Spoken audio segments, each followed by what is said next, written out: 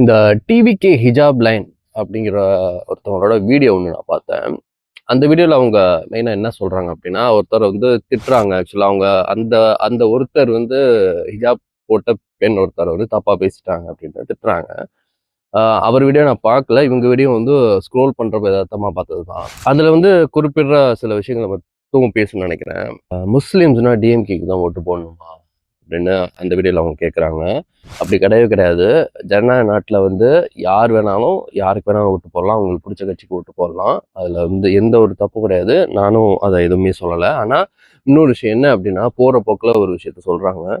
அதாவது கலைஞர் வந்து முஸ்லீம்ஸ் வந்து டைரெக்டாக டெரரிஸ்ட்னு சொன்னாராம். எவ்வளோ நாளைக்கு இந்த மாதிரி அவதூறுகள் வந்து பரப்ப போகிறாங்கன்னு தெரில. ஒரு பொய் பிரச்சாரம் பண்ண போகிறாங்கன்னு தெரில.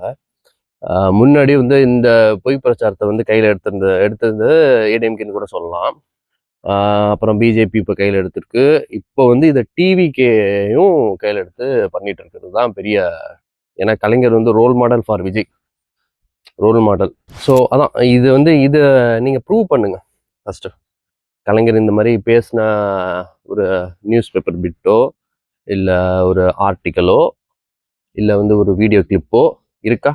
இருந்தால் சொல்லுங்கள், நானும் ஒத்துக்கிறேன். ஆமாங்க, அவர் பேசுனது தப்பு தாங்க அப்படின்னு ஒத்துக்கிறேன். ஆனால் ஒரு ஆதாரமும் இல்லாமல் இஷ்டத்துக்கு வாய்க்கு வந்ததை பேசுறது அப்படிங்கிறது வந்து இது எப்படி போய் சேரும்? ஆல்ரெடி இந்த டிவிகேஎன்ஸ் வந்து not mature enough to understand every thing. Like நான் அதான் நினைக்கிறேன். ஏன் டிவிகேஎன்ஸை மெச்சூர்னு சொல்கிறோம் அப்படின்னா, இங்கே டீலிமிட்டேஷனில் தமிழ்நாடு பாதிக்கப்படுதுன்னு சொல்லிட்டு முதல்வர் வந்து கருப்பு கொடி ஏற்ற சொல்கிறாரு. அப்படியே விஜயை பார்த்தோம் அப்படின்னா அங்கே வந்து கோலம் போட்டு விளாண்டுட்டு இருக்காரு. ஸோ இது விஜயும் மெச்சூராக தான் இருக்காரு டிவிக்கே பொறுத்த வரைக்கும் அப்படின்னு கூட நம்ம இதை பார்க்கலாம்.